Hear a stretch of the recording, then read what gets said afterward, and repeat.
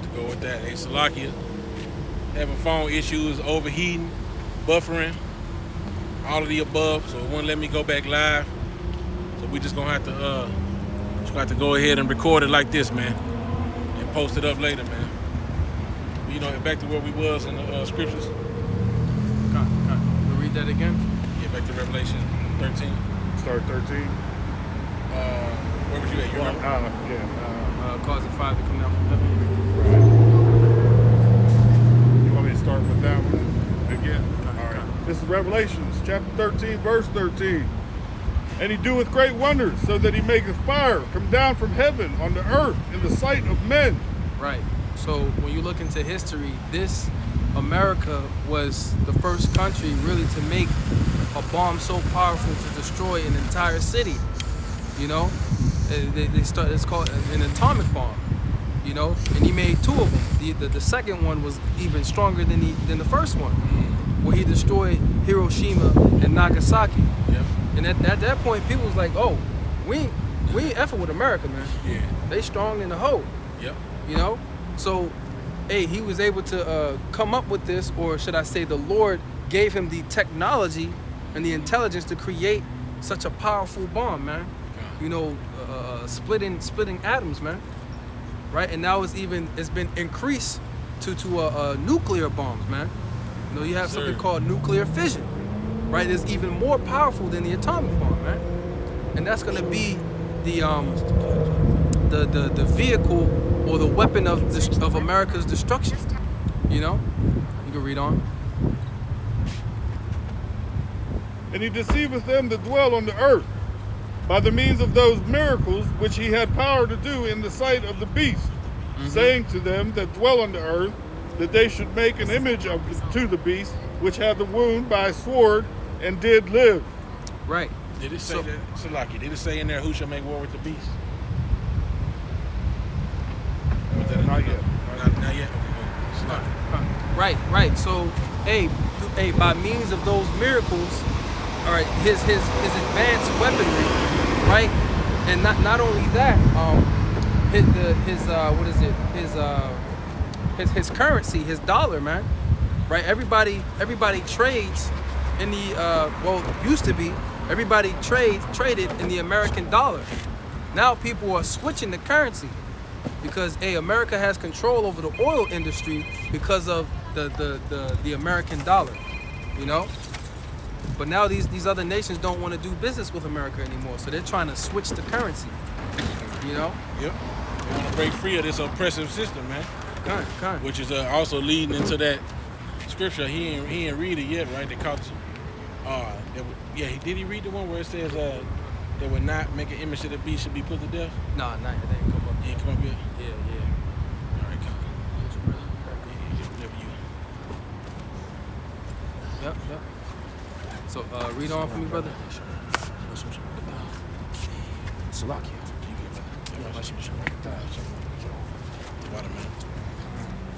Yes. Keep going. Keep doing it regular. And he had power to give Yeah. life unto the image of the beast, that the image of the beast should both speak, and cause that as many as would not worship the image of the beast should be killed. Right.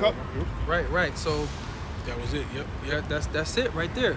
So read that one more time for me, please. And he had power to give life unto the image of the beast, that the image of the beast should both speak, and cause that as many as would not worship the image of the beast should be killed. Right. So he had power to give life unto the image of the beast. So the beast is ancient Rome, right? And the image is the likeness. So it's the likeness of ancient Rome. The whole setup, the debauchery, the worship, the idolatry. So he said he had power to give life unto the image. Yep. So now, through Esau's military power and his economic superiority over the other nations, right?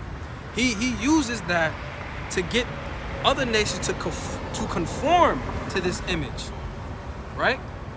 To conform to this, so that the people in that society, they're doing as what they did in ancient Rome, man. Yeah. You know? Yep. And it's coming to the point where if you don't go along with this image, right?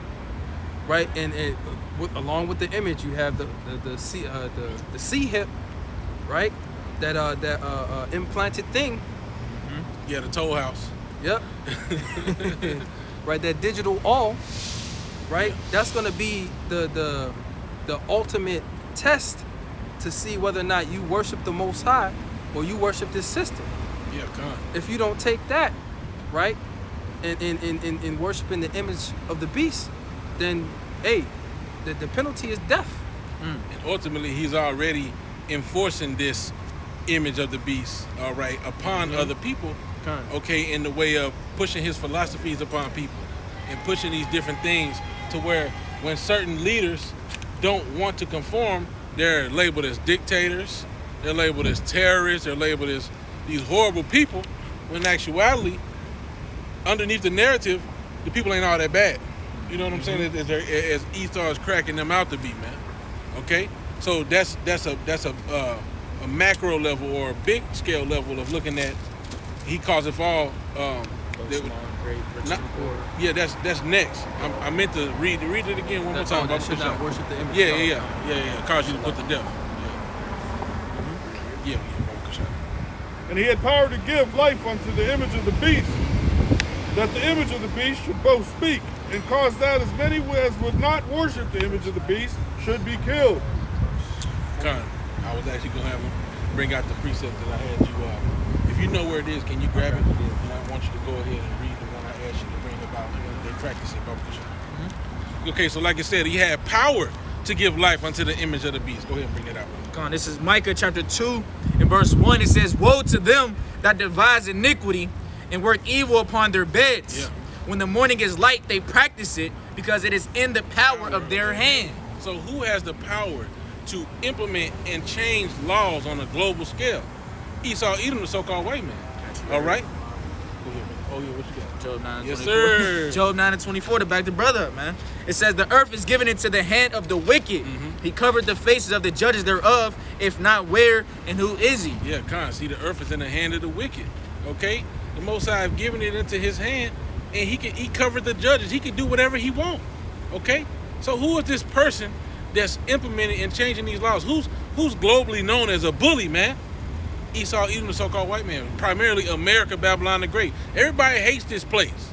Why? Because niggas be chilling, and then here come this nigga. We was just kicking it, eating a sandwich. This nigga rolled up and told us we got to put Tabasco on our sandwich. We don't want no Tabasco on our sandwich, nigga. Damn. You don't eat the Tabasco, I'm gonna kill you. God dog, nigga, just calm down, bro. You like Debo and shit. Niggas tucking their chains. Here come America. You took my chain. Babylon. Babylon, yeah. You know? Hey, man, you know, and even Putin, when he had that interview, man, he was talking cash shit, but it was true. It was like, y'all niggas is talking about me and my little shit that I'm doing. What about you, nigga? You right by the border, and I ain't did nothing. You doing military exercises right at my border, and you over here talking about me and what I'm doing? You niggas see? So this is the person who the power is in his hand to implement these unrighteous decrees. The power is in his hand to bring life to the image of the beast and to put niggas to death when they don't do it. You see? Now, is that in that same chapter? Is it where it says, "Who shall make war with the beast," or is that somewhere else? I think that's Is that in 14? it. Might be. I got you. Oh, that's in Luke. But wait, no. Because that's the sentiment. That was the sentiment after he caused fire to come down. Then people, because you mentioned it, people started looking at this place like, man, we don't want no smoke. We can't do nothing with you. It's in there. It's verse 4. Oh, it's up above. It's above, yeah. Okay, you go ahead and read it, and you just hold where you at, brother. Okay, read that one. This is Revelation chapter 13 and verse 4. Actually, I'll start at verse 3. Yeah, I'll start at verse 3. It says, "And I saw one of his heads as it were wounded to death, and his daily wound was healed, and all the world wandered after the beast." See? And that wound that was healed, that was the whenever they was put into captivity during the Byzantine Empire, and that wound was healed once they came out. I think The Renaissance. The Renaissance. Yeah, with the water, brother. Yep, which that them going into captivity represented the fall of the ancient Roman Empire. Okay, that was the wound to death. Yeah. Okay, and it's come back. It began to come back into power through the Renaissance, and it's being played out right now through America, Babylon the Great. We really can say NATO and the EU for real. Yeah. Right. Yeah, the word Renaissance means rebirth. Rebirth. So this is the rebirth of the new Roman Empire. Yep. And so, so people, you got Christian movies, man, that'll show this evil-looking Edomite, he'll get shot in the head or something. Yeah. And then he'll nigga raise up like Drop Dead Fred, or what's the nigga name? Bernie. Weekend at Bernie's and shit. Man. And the music came on. You know what I'm saying? And they'll be like, yeah, see, it's the beast. It's gonna be a man. He gonna get shot in the head. He gonna raise up from the dead. No, nigga. The Roman Empire was taken down, all right, and it's back in its fullness today. You see? Go ahead. That beast was loose for that little season. Yep. And he's currently still in his season. That's right. We're waiting for the time of the Gentiles to be fulfilled. Okay? But we're still in that season right now. Go ahead. Verse 4 in Revelation 13, it says, and they worshiped the dragon which gave power unto the beast, and they worshiped the beast, saying, who is like unto the beast? Who is able to make war with him? Yeah, everybody was kissing America's ass. Why you think that the dollar? We spoke about that shit earlier. Why you think that the dollar, became the number one currency, man? What they got, OPEC? I think it's called OPEC. The dollar is the only accepted form of currency for oil trade. Yep. How did that happen? Because everybody kissed America's ass because they were scared. Yeah, the petrodollar. Everybody was scared. They was like, oh, we don't want no smoke. After Hiroshima and Nagasaki. Yeah, they was like, we don't want no smoke. What you say, the dollar? Okay, right. We'll give you our gold. Just give us them dollars. We'll give you our gold. Now they pissed because the gold done magically disappeared. You know what I'm saying? It's in the London Bank. You can, hey, and it's crazy because this is part of the reason why the nations are gonna be mad, man. You know, and I got the precept too. It says, "Woe unto them that basically taketh that which is not his." Yeah, you know, he fooled you into giving you the gold, but then now when you want your gold, I'm talking. This is a whole country, millions and millions of pounds of gold, man. A whole country. If you want your gold, they give you a certificate. You can't even physically take the gold out for yourself. Yeah, America doing like the damn leprechaun, man. Either leprechaun in the hood or the leprechaun on the cereal, nigga. Your gold is magically delicious, and you ain't getting that shit back. Okay, you ain't getting it back. They're magically delicious, nigga. They done took your gold. You used to be able to trade your certificates in and get gold back. You can't do none of that. That's out. And now you stuck on stupid until the time comes when what? When they're gonna beat the plowshares and the swords, man. You hold that one all day. Okay, come. Was there some more in that revelation?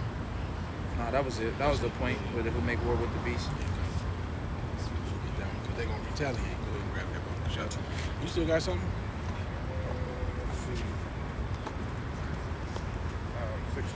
16. Four heads, 10 horns. We know that that represents the beast. I got you. Okay, go ahead and bring that out. You got something done yet? Yeah, I just got something for making a point on. Come on, and then wherever the spirit goes. Okay, come on. Isaiah chapter 2 and verse. You said I got the wrong one. This is the one whenever they turn the swords into plowshares. Whatever is relevant, if it's a little up, you need to read, or a little down. And you got the thick clay one, right? Yeah, I got You want to read that one now? Yeah, there's actually a lot in there to read. Oh, you gonna read up above it? Yeah. So do it start with the taunting proverb? Is that one? Verse 5, where it says, transgressed by wine. Okay, that's where you gonna start there. This is Joel chapter 3 and verse 9. It says, proclaim ye this among the Gentiles. Prepare war. Wake up the mighty men. Let all the men of war draw near. Let them come up. Beat your plowshares into swords and your pruning hooks into spears. Let the weak say, I am strong. Yep, that's exactly what they're going to say, man. Okay? And I want you to get that one, too, that says, have thou become like unto us. Oh, yeah. Let thou become weak as weak. As weak as weak, yeah, You can go ahead and with yours, brother. This is, I'll grab this one first because it's quick. This is Daniel's chapter 8 because we're mentioning, as the brother was mentioning, how these different Christian movies, they falsely equate the beast as to being a man. Yeah. But when you actually read the scriptures with with the Holy Spirit, Yeah. right, you see that a beast represents a kingdom. Yeah. And this is in Daniel chapter 8, because it actually explains the ram and the rough goat, which are beasts. Yeah. Now to further that, sometimes it does represent men. Sometimes it does represent kingdoms. In this instance, it represents kingdoms, and also 10 horns in the beast. That represents a kingdom or a system. System. Esau's kingdom on the earth. Yep. But sometimes it does represent men. Yep. Go ahead. So this is Daniel chapter 8 and verse.